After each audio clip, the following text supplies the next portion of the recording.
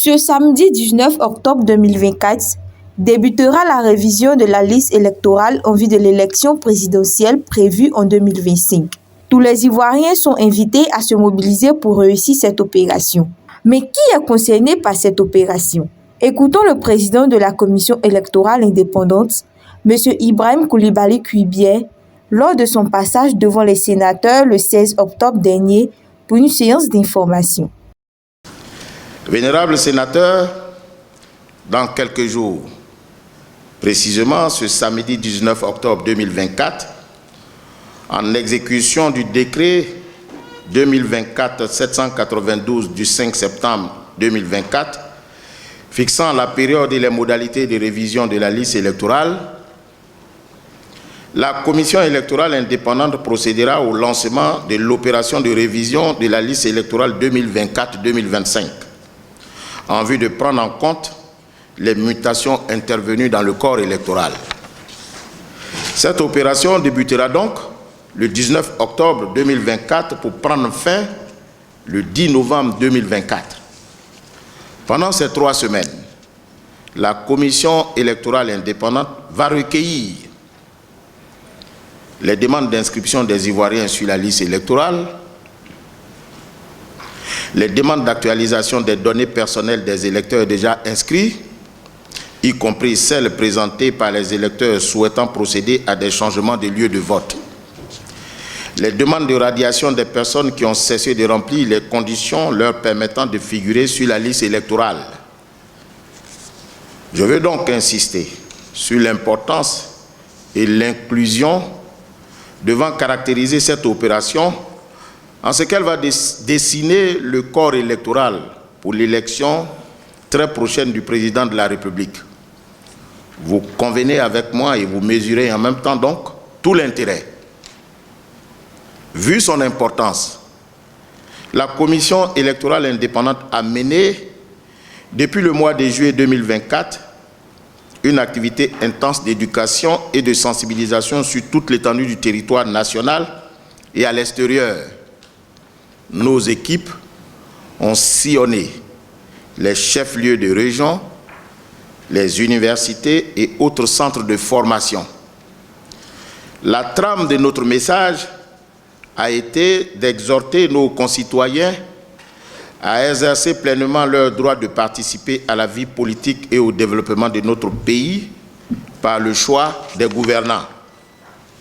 Nous sommes ici donc pour rencontrer les vénérables sénateurs que vous êtes en votre qualité d'élus, proches de nos concitoyens, acteurs principaux des collectivités territoriales, pour vous porter l'information de la tenue de la future révision de la liste électorale et solliciter surtout votre contribution à son succès. Dans ce cadre, il nous plaît de vous tenir informés des règles, des innovations et changements pour la réussite de cette opération. Ainsi, sur le territoire national, pour les demandes d'inscription, les pièces requises sont la carte nationale d'identité en cours de validité. À défaut, le récépissé d'enrôlement pour l'établissement de la carte nationale d'identité biométrique délivré par l'Office national de l'état civil et de l'identification ou le certificat de nationalité ivoirienne. Je voudrais sur ce point, Madame la Présidente, préciser qu'il s'agit tout simplement d'un seul document. Les pièces par moi citées ne sont pas cumulatives. Il s'agit soit d'avoir la carte nationale d'identité, à défaut de celle-ci, d'avoir une attestation, un récépissé d'enrôlement, ou à défaut de celui-ci, d'avoir un certificat de nationalité. C'est l'un ou l'autre. Ensuite, à l'étranger, le requérant doit présenter sa carte nationale d'identité ou son passeport biométrique ou sa carte consulaire. Conformément aux règles, en principe, l'ivoirien à l'étranger se distingue de celui qui est sur le territoire national par la détention de la carte nationale d'identité ou la carte consulaire. Ce faisant donc, à l'étranger, la pièce requise était celle qui constatait la qualité d'extranéité de citoyen à l'étranger, c'est-à-dire la carte consulaire. Mais vu la difficulté que nous avions à posséder cette carte, parce que bon nombre de nos concitoyens travaillent au noir, pour parler ainsi, alors on leur a dit, si vous avez la carte nationale d'identité, ça pourrait suffire. Toute chose qui laisse entrevoir la facilité d'accès à nos guichets à l'étranger. Sur le plan opérationnel, ce sont donc 12 089 lieux de recensement qui sont ouverts pour accueillir les requérants, soit la création des 1088 nouveaux lieux de plus que l'année passée.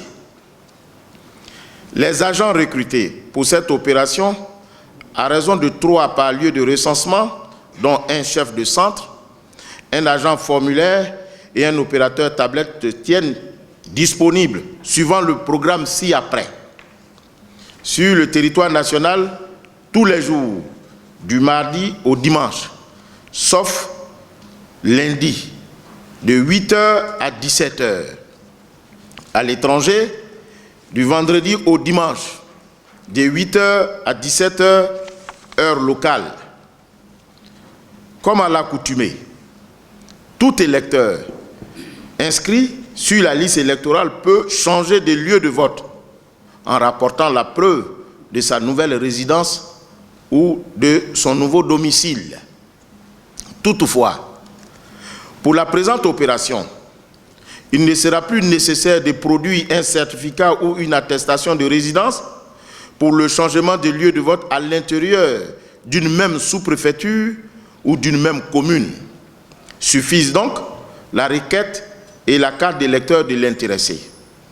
Il vous souvient que par le passé, on demandait systématiquement, en cas de changement de lieu de vote, le certificat de résidence. On a constaté qu'il peut arriver qu'il y ait des changements à l'intérieur d'une même circonscription. Par exemple, à Cocody, vous êtes à Cocody, vous habitez Cocody, et puis ensuite vous changez de lieu d'habitation, vous partez à la Rivera, mais vous restez dans la même commune de Cocody. Il n'est point besoin de solliciter de vous la production d'un certificat de résidence parce que vous résidez toujours dans la même circonscription. Telle est la quintessence de cette mesure. L'option de changement de lieu de vote en ligne est suspendue pour la présente opération. Effectivement, nous avons constaté qu'on a voulu explorer cette voie qui nous semblait judicieuse, sauf que certains citoyens aux volontés peu louables ont affecté par la fraude cette procédure-là. Voilà pourquoi nous la suspendons pour l'heure, en attendant de nous préparer pour faire face aux velléités de fraude. Donc, ce qui concerne le changement des lieux de vote en ligne est suspendu. Tous ceux de nos compatriotes qui n'auraient pas 18 ans au moment de la période de l'enrôlement, mais qui auront atteint cet âge qui correspond à la majorité civile le 28 février 2025, c'est-à-dire à la date de la publication de la liste électorale provisoire, pourront solliciter leur inscription sur la liste électorale. Le code électoral dit ceci. Le jour où vous venez vous faire enrôler, il faut que vous ayez 18 ans révolus. Or, il se trouve que bon nombre de nos citoyens, dans un esprit de ratisser l'âge, peuvent avoir 18 ans avant l'élection. Or, l'objectif de l'enrôlement, c'est l'élection. Donc, on permet à ces jeunes de venir s'inscrire sur la liste électorale pendant qu'ils n'ont pas 18 ans, mais il faut qu'ils aient 18 ans avant la publication de la liste provisoire.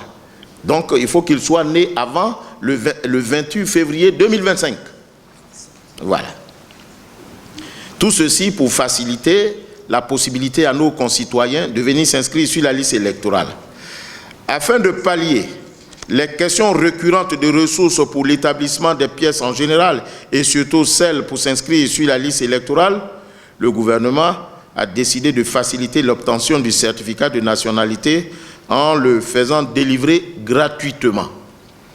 Évidemment, tout début est difficile. Il semble que le ministère de la Justice est en train de faire mains et pieds pour mettre tout le mécanisme en place, pour déroger au principe courant qui était le paiement de cette pièce-là. Toutes les requêtes de radiation des électeurs supposés décédés sont dorénavant recevables à l'ouverture de nos guichets sur présentation des documents justificatifs, à savoir le certificat de décès ou l'acte de décès ou le certificat de genre des morts. Par le passé, c'était à l'occasion du contentieux que l'on venait dire que les parents étaient décédés.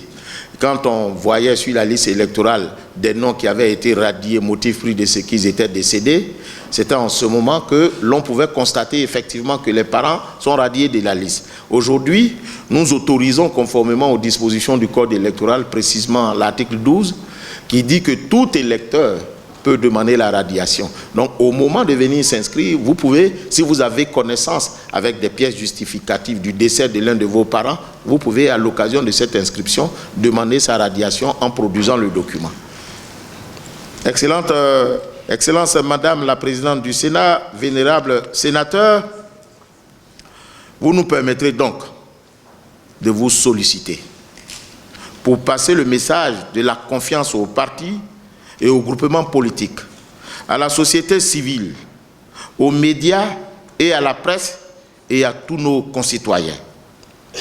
Dites à tous que la Commission électorale indépendante est consciente de l'importance et de la délicatesse de sa mission qui lui a été confiée par le constituant et le législateur et de son impact sur la paix et la cohésion sociale.